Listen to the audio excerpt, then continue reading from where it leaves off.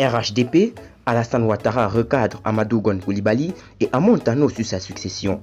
Plus de détails après le générique. Avant de commencer, n'oubliez pas de vous abonner et d'activer la cloche de notification, car cela va vous permettre de ne plus manquer les prochaines vidéos.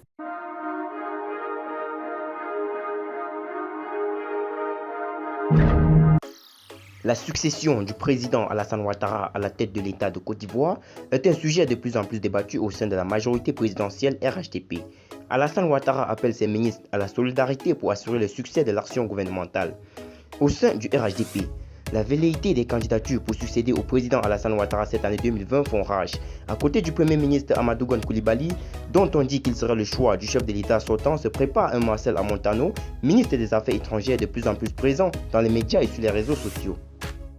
Même s'il n'en fait pas de cas ouvertement, l'époux de Dominique Ouattara est consciente que cette émulation peut impacter négativement sur l'action du gouvernement. C'est pourquoi dans son discours de clôture du séminaire gouvernemental d'adoption des plans d'action prioritaires 2020, le 27 janvier 2020 à Abidjan, il a appelé ses ministres à plus de solidarité pour la satisfaction des besoins des Ivoiriens.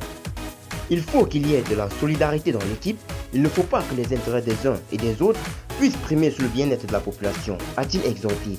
Le président de la République a réitéré sa volonté de toujours voir le social demeure au cœur de l'action gouvernementale.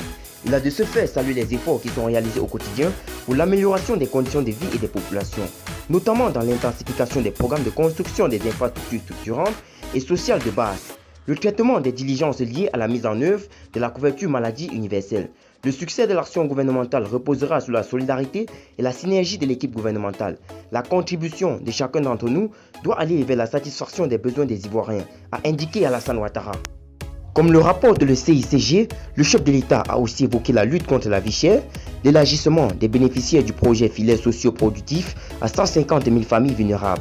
Il a terminé en félicitant le vice-président de la République et l'ensemble de l'équipe gouvernementale pour les performances socio-économiques réalisées depuis 2011 et qui contribuent au rayonnement de la Côte d'Ivoire.